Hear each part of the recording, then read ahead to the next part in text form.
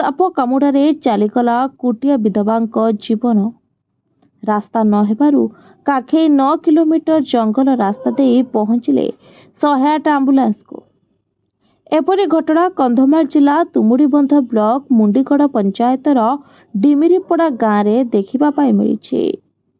गत बुधवार राति डिमिरीपड़ा गाँव बलमाड़ू माझी रात्रि भोजन खाई सारी शोइथिले। सही समय एक विषधर साप तांकु कामुड़िथिला। गुरुवार सकाळु से गुरुतर हेबारु 108 आंबुलांस को फोन करथिले। तेबे आंबुलांस पिकुसी ग्राम पर्यंत आसी सेठरे रहिथिला।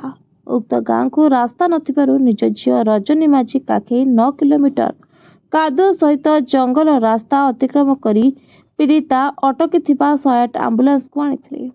सेठरे तुमुड़ीबंध गोष्ठी स्वास्थ्य केन्द्र में चिकित्सा करिबा परे गुरुतर हेबारु बालीगुड़ा उपखंड चिकित्सालय को स्थानांतर करा जायतिला। सेठरे पीड़िता बलमाड़ू माझी मृत्यु होइतिला।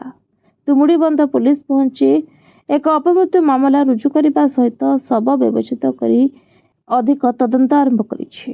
तेबे एठी साधारण एक प्रश्नवाची सृष्टि होउछि कि राज्य और केंद्र सरकार जनहितकारी योजना कहा पाई।